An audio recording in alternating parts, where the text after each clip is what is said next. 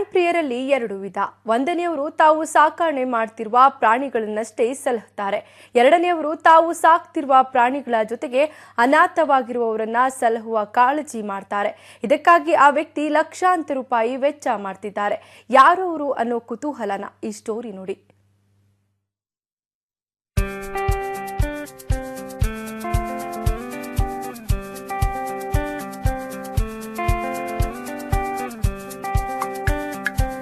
ಇವರ ಹೆಸರು ಶೇಖರ್ ಅಂತ. ಜೀವನದಲ್ಲಿ ಕಷ್ಟಪಟ್ಟು ಮೇಲೆ ಬಂದವರು. ಮಾನವೀಯ ಕಾಳಜಿಯುಳ್ಳ ವ್ಯಕ್ತಿ. ಒಂದು ದಿನ ಬೀದಿ ನಾಯಿ ಮೇಲೆ ವಾಹನವೊಂದು ಹರಿದು ಹೋಗಿದ್ದನ್ನ ಕಂಡ್ರು. ತಕ್ಷಣ ಅದರ ನೆರವಿಗೆ ಧಾವಿಸಿದ್ರು. ಅದರ ಸೊಂಟವೆಲ್ಲ ನಜ್ಜಿ ಹೋಗಿತ್ತು. ಕೂಡಲೇ ವಾಹನವೊಂದರಲ್ಲಿ ಅದನ್ನ ಪಶು ಆಸ್ಪತ್ರೆಗೆ ಸಾಗಿಸಿದ್ರು. ಆಗ ಆ ಶ್ವಾನದ ಚಿಕಿತ್ಸೆಗೆ ತಗುಲಿದ ಒಟ್ಟು ವೆಚ್ಚ 1,20,000. ತಾವೇ ಈ ವೆಚ್ಚ ಭರಿಸಿದ್ರು.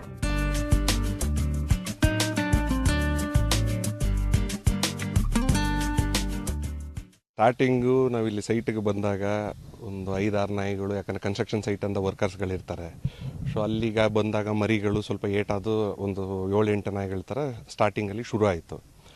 ಅದಾಗ್ತಾ ಹೋಗ್ತಾ ಮತ್ತೆ ಎಲ್ಲೆಲ್ಲಿ ಸ್ವಲ್ಪ ಏಟಾಗಿರೋದು, ಸ್ವಲ್ಪ ವಯಸ್ಸಾಗಿರೋದು, ಕೆಲವರು ತಂದು ಬಿಟ್ಬಿಟ್ಟಿರೋರು ರೋಡಲ್ಲಿ ನಾವು ಕೆಲವು ಕಡೆಗೆ ಎಷ್ಟೋ ಸರಿ ನೋಡಿದಾಗ ನಮಗೆ ಬೇಜಾರಾಗಿ ನಾವು ಅಂಥ ನಾಯಿಗಳನ್ನ ತೊಗೊಂಡು ಬಂದು ಸ್ಟಾರ್ಟಿಂಗಲ್ಲಿ ಆ ಥರ ಒಂದು 10-15 ನಾಯಿಯಿಂದ ಶುರು ಆಗಿ ಈಗ ಆಲ್ಮೋಸ್ಟ್ ಅರೌಂಡ್ ಇದು ಮತ್ತು ನಮ್ಮ ಇನ್ನೊಂದು ಸೈಟ್ ಸೇರಿಸಿ ಆಲ್ಮೋಸ್ಟ್ ಈಗ ಒಂದು 120ರಿಂದ 130 ನಾಯಿಗಳು ಈಗ ಆಗಿದೆ ಅದು ಪಾಪ್ಯುಲೇಷನ್ನು.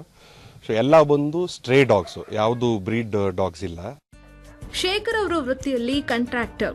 ಆನೇಕಲ್ ತಾಲೂಕಿನ ಆವಡದೇನಹಳ್ಳಿ ಬಳಿ ಬೀದಿ ನಾಯಿಗಳಿಗೆ ಆಶ್ರಯ ನೀಡಿದ್ದಾರೆ. ಅವುಗಳಿಗೆ ವಿಶೇಷ ಪಂಜರಗಳನ್ನ ಮಾಡಿಸಿ ಅದರಲ್ಲಿರಿಸಿ ಆರೈಕೆ ಮಾಡುತ್ತಿದ್ದಾರೆ. ಮೊದಲು ಇಲ್ಲಿ 10 ಶ್ವಾನಗಳಿದ್ವು. ಈಗ ಅವುಗಳ ಸಂಖ್ಯೆ 130ಕ್ಕೆ ಏರಿದೆ.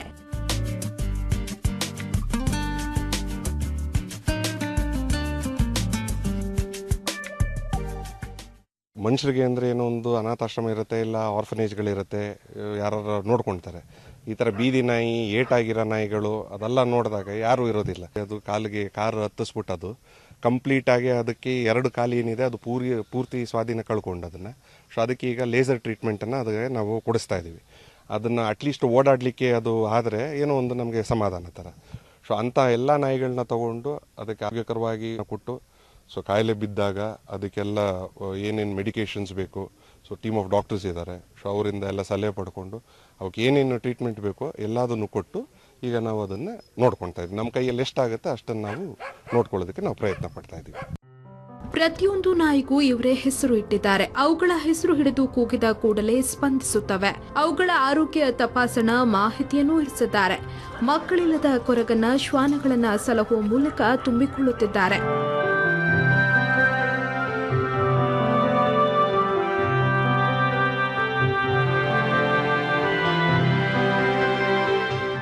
ಅವುಗಳನ್ನ ನೋಡಿಕೊಳ್ಳಲು 6 ಮಂದಿ ಸಿಬ್ಬಂದಿ ನೇಮಿಸಿದ್ದಾರೆ. ಪಶುವೈದ್ಯರು ನಿಯಮಿತವಾಗಿ ಬಂದು ಆರೋಗ್ಯ ತಪಾಸಣೆ ಮಾಡ್ತಾರೆ. ರಸ್ತೆ ಅಪಘಾತಗಳಲ್ಲಿ ಗಾಯಗೊಂಡು ನರಳ್ತಾ ಇದ್ದ ಅದೆಷ್ಟೋ ನಾಯಿಗಳನ್ನ ತಂದು ಉಪಚರಿಸುತ್ತಿದ್ದಾರೆ. ನಮ್ಮ MD ಅವರು ಏನಿದ್ದಾರೆ, ಅವರು ಮೊದಲು ಚಿಕ್ಕ ವಯಸ್ಸಿನಿಂದನೂ ಅವರಿಗೆ ಪ್ರಾಣಿಗಳಂದರೆ, ಎಸ್ಪೆಷಲಿ ಡಾಗ್ಸ್ ಅಂದರೆ ಅವ್ರಿಗೆ ತುಂಬ ಪಂಚಪ್ರಾಣ. ಅವ್ರ ಮನೆಯಲ್ಲೂ ಕೂಡ, ಅವ್ರ ಸ್ವಂತ ಮನೆಯಲ್ಲಿ ಅವ್ರದ್ದು 6 ನಾಯಿಗಳಿದೆ ಅವ್ರದ್ದು. ಸೊ ಅವರು ಲೈಫ್ ಗೋಲಲ್ಲಿ ಇರೋದು ಒಂದೇ, ನಾನು ಮಕ್ಕಳಿಲ್ಲ, ಸೊ ಆದ್ರೂ ನನಗೆ ಈ ನಾಯಿಗಳೇನಿದೆ ಅದೇ ನನ್ನ ಮಕ್ಕಳ ಥರ ನಾನು ಸಾಕೊಳ್ತೀನಿ. ಸೊ ನನ್ನ ಕೈಲಿ ಎಷ್ಟಾಗುತ್ತೆ ನನ್ನ ದುಡಿಮೆಯಲ್ಲಿ ಒಂದು ಪಾಲು ಏನಿದೆ ಅದು ಈ ಥರ ಅನಿಮಲ್ಸಿಗೆ ನಾನು ಅದನ್ನು ಸಪ್ರೇಟಾಗಿ ಎತ್ತಿಟ್ಟು ಅದನ್ನು ನಾನು ಮಾಡ್ಕೊಂಡು ಬರ್ತೀನಿ ಅಂತ ಅದು ಅವರ ಧೋರಣೆ ಇದೆ. ನಾವು ಎಲ್ಲರೂ ಪ್ರಾಣಿ ಪ್ರಿಯರು. ಈ ಆಕ್ಸಿಡೆಂಟ್ ಆಗಿದ್ದು ಅದು ಇದು ಎಲ್ಲ ಒಂದು ಸ್ವಲ್ಪ ಇದಿತ್ತು. ಸೊ ಹಾಗಾಗಿ ಅದು ನಾಯಿಗಳ ಸಂಖ್ಯೆ ಜಾಸ್ತಿ ಆಗಿ ಇವಾಗ ಹೆಂಗಾಗಿದೆ ಅಂದರೆ ತುಂಬ ಹಚ್ಕೊಂಡ್ಬಿಟ್ಟಿದ್ದೀವಿ ನಾವು.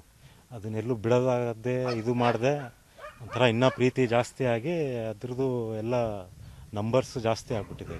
ನಮ್ಮ MD ಅವರು ತುಂಬ ನಾಯಿ ಇದು. ಸೊ ನಾವು ಒಂದು 4-5 ಜನ ಎಲ್ಲರಿಗೂ ಇದಾಯಿತು. ಅವ್ರ ಜೊತೆ ಸೇರಿಕೊಂಡು ನಮಗೂ ಒಂಥರ ಇದೆಲ್ಲ ಇಂಟ್ರೆಸ್ಟ್ ಜಾಸ್ತಿ ಆಯಿತು. ಸೊ ಹಾಗಾಗಿ ಎಲ್ಲರೂ ಇದ್ದಾರೆ ಅಂಥೇಳಿ ಎಲ್ಲೆಲ್ಲಿ ನಾಯಿಗಳು ಅದು ಇದು ಏನು ತೊಂದರೆಯಲ್ಲಿ ಇದಾಯಿತೋ ನಮ್ಮ ಕೈಯಿಂದ ನೋಡೋಕ್ಕಾಗಲ್ಲ. ಇಲ್ಲಿ ಹೇಗಿದ್ರೆ ಜಾಗ ಇತ್ತಲ್ಲ ನಮ್ಮ ಹತ್ರ, ಆಮೇಲೆ ಟೈಮು ಇತ್ತು, ಎಲ್ಲ ಇಲ್ಲೇ ಇರ್ತಿದ್ವಿ. ಹಾಗಾಗಿ ಡಾಕ್ಟರ್ ಸಪೋರ್ಟು ಇದೆಲ್ಲ ಚೆನ್ನಾಗಿತ್ತು ನಮಗೆ, ಎಲ್ಲ ಕಾಂಟ್ಯಾಕ್ಟ್ಸ್ ಇದೆಲ್ಲ. ಈ ಕಾರ್ಯ ಮಾಡಲು ನಾಯಿ ಚಿಕಿತ್ಸಾ ಮತ್ತು ನಿರ್ವಹಣಾ ಕೇಂದ್ರದ ವೆಚ್ಚ ಭರಿಸಲು ಶೇಖರ್ ಯಾರಿಂದಲೂ ನೆರವು ಪಡೆಯುತ್ತಿಲ್ಲ. ತಮ್ಮ ಸಂಪಾದನೆಯ ಹಣದಿಂದಲೇ ಅವುಗಳಿಗೆ ಒಂದಷ್ಟು ಮೀಸಲಿಡುತ್ತಾರೆ. ಆದ್ದರಿಂದಲೇ ಈ ಸಾಕಣೆ ಕೇಂದ್ರ ನಿರ್ವಹಣೆಯಾಗುತ್ತಿದೆ. ಇವರ ಶ್ವಾನ ಪ್ರೇಮ ಸ್ಥಳೀಯರ ಅಪಾರ ಶ್ಲಾಘನೆಗೆ ಪಾತ್ರವಾಗಿದೆ.